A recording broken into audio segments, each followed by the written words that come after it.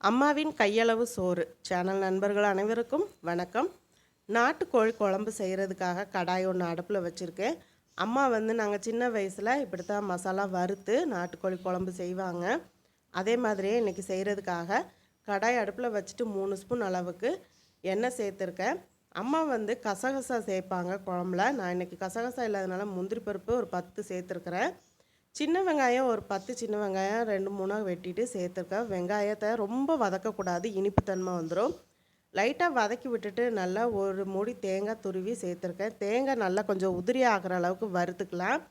தேங்காய் வறுக்கும்போது மீடியம் ஃப்ளேமில் வச்சுட்டு வறுத்துக்கோங்க. அந்த ஈரத்தன்மைனால அடி பிடிக்க ஆரம்பிச்சிடும். அதனால் லோ ஃப்ளேமில் வச்சுட்டு நீங்கள் வறுத்துக்கோங்க. இந்த மாதிரி உதிரி உதிரியாக தேங்காய் 5 நிமிஷம் வறுபட்டதுக்கப்புறம் மஞ்சத்தூள் 1/2 ஸ்பூன், மிளகாத்தூள் உங்கள் காரத்துக்கு ஏற்ற மாதிரி நீங்கள் சேர்த்துக்கோங்க. நான் 2 ஸ்பூன் மிளகாத்தூள் சேர்த்துருக்கேன். 4 ஸ்பூன் கொத்தமல்லி தூள் சேர்த்துருக்கேன். இது தனி கொத்தமல்லி தூளுங்க. ஹோம்மேட் கரம் மசாலா 1 ஸ்பூன் அளவு நான் சேர்த்துருக்கிறேன். சேர்த்துட்டு நல்லா மசாலா பச்சை வாசம் போக நல்லா வறுத்து விட்டுக்கலாம். ஒரு கொத்து கருவேப்பிலை சேர்த்துக்கிட்டிங்கன்னா இன்னும் நல்லா வாசமாக இருக்கும். அதை நம்ம முதல்ல வறுக்கும்போது சேர்க்காம இந்த மசாலா வறுக்கும்போது சேர்த்திங்கன்னா அந்த கருவேப்பிலையோட ஃப்ளேவரும் நாட்டுக்கோழி குழம்புல சூப்பராக வருங்க. இப்போ எல்லாம் மசாலா இந்த உதிரி உதிரியாக வறுத்து விட்டுட்டு நல்லா ஆற வச்சு மிக்ஸி ஜாரில் அரைச்சி எடுத்துக்கலாம். நாட்டுக்கோழி குழம்பு செய்கிறதுக்காக குக்கர் ஒன்று அடுப்பில் வச்சுருக்கேன். நல்லெண்ணெய் 4 ஸ்பூன் அளவுக்கு சேர்த்துக்கோங்க. எண்ணெய் நல்லா சூடாகட்டும்.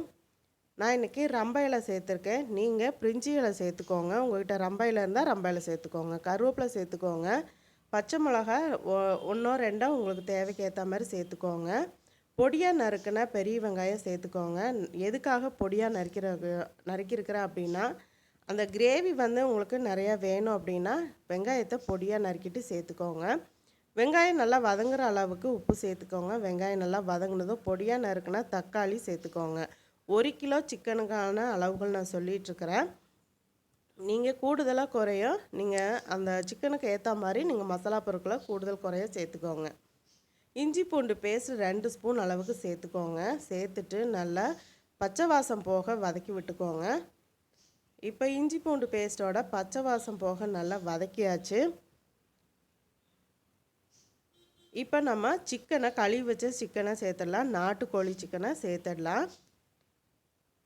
சேர்த்துட்டு நல்லா ஒரு 5 நிமிஷம் நீங்கள் பெரட்டி விட்டுட்டு அப்படியே வேக விடுங்க. அந்த சிக்கன் நல்லா தண்ணி விட்டு வெந்து வரும். இந்த மாதிரி பெரட்டி விட்டுக்கோங்க. நீங்கள் இன்னும் அம்மாவின் கையளவு சோறு சேனலை சப்ஸ்கிரைப் பண்ணலைன்னா சப்ஸ்கிரைப் பண்ணிக்கோங்க. சப்ஸ்கிரைப் பண்ணும்போது ஆளுங்கிற பெல் பட்டனோட சப்ஸ்கிரைப் பண்ணிக்கோங்க. அப்போ தான் நான் போடக்கூடிய வீடியோஸ் உடனுக்குடனே நோட்டிஃபிகேஷனில் கிடைக்கும். தொடர்ந்து அம்மாவின் கையளவு சோறு சேனலை சப்போர்ட் பண்ணுங்கள் ஃப்ரெண்ட்ஸ். சிக்கனுக்கு தேவையான அளவுக்கு உப்பு சேர்த்துட்டு பெரட்டி விட்டுக்கோங்க.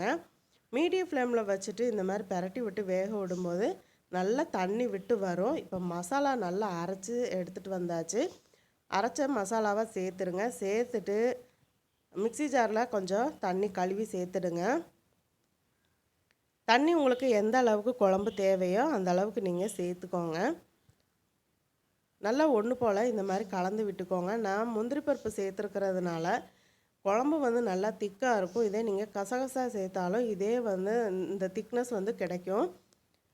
மல்லித்தலை தூவிட்டு நல்லா ஒன்று போல் கலந்து விட்டுட்டு உப்பு செக் பண்ணிக்கோங்க. இந்த மெத்தடில் நீங்கள் சளி பிடிச்சிருக்கும் போது இந்த நாட்டுக்கோழி குழம்பு நீங்கள் செஞ்சு சாப்பிட்டு பாருங்கள். ரொம்ப டேஸ்ட்டாகவும் இருக்கும். அந்த வாய் கசப்பு, நெஞ்சு சளி, மூக்கடைப்பு எல்லாமே சரியாயிடும்.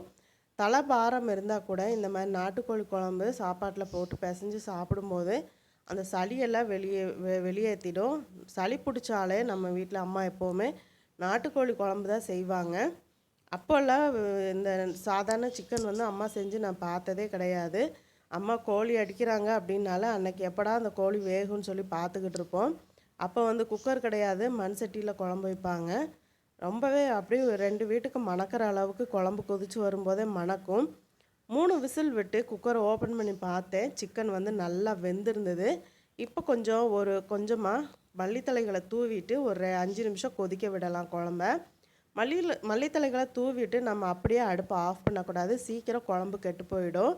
அந்த தலையில் உள்ள ஈரம் அப்புறம் அந்த இலைகளில் உள்ள அந்த பச்சை வாசம் சீக்கிரம் குழம்ப கெட்டு போக வச்சிடும். அதனால தான் ஒரு 5 நிமிஷம் கொதித்ததுக்கப்புறம் கரண்டி விட்டு இப்படி நல்லா மசாலாலாம் கிண்டி விட்டுட்டு அடுப்பை ஆஃப் பண்ணிடுங்க. லாஸ்ட்டாக 2 ஸ்பூன் அளவுக்கு நல்லெண்ணெய் சேர்த்துக்கோங்க. சேர்த்துட்டு குழம்பு மூடி போட்டு மூடி வச்சுட்டு 5 நிமிஷம் கழித்து ஓப்பன் பண்ணி சர்வ் பண்ணுங்கள். மணக்க மணக்க அம்மா ஸ்டைலில் நாட்டுக்கோழி குழம்பு ரெடி ஆயிடுச்சு. மீண்டும் அடுத்த வீடியோவில் சந்திக்கிறேன். நன்றி, வணக்கம்.